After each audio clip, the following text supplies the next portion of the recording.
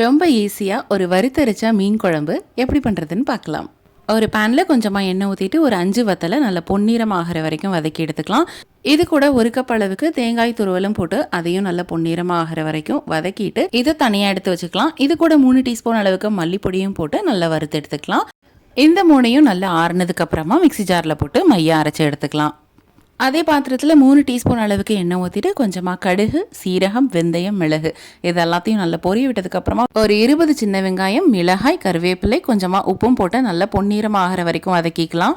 இந்த அளவுக்கு வதங்கினதுக்கப்புறமா 3 தக்காளியை சின்னதாக கட் பண்ணி நல்லா மசீர அளவுக்கு வதக்கி விட்டுக்கணும். இது கூட நம்ம அரைச்சி வச்ச மசாலாவையும் சேர்த்துட்டு அதை கழுவின தண்ணி, ஒரு லெமன் சைஸ் அளவுக்கு புளி எடுத்து அதையும் கரைச்ச தண்ணி கூட 2 டம்ளர் அளவுக்கு தண்ணியும் சேர்த்துட்டு 1/4 டீஸ்பூன் மஞ்சள் தூள், கொஞ்சமாக உப்பும் சேர்த்து நல்லா மிக்ஸ் பண்ணிவிட்டு ஒரு கொதி வந்ததும் நம்ம கழுவி வச்சுருக்கிற மீனை போட்டுக்கலாம்.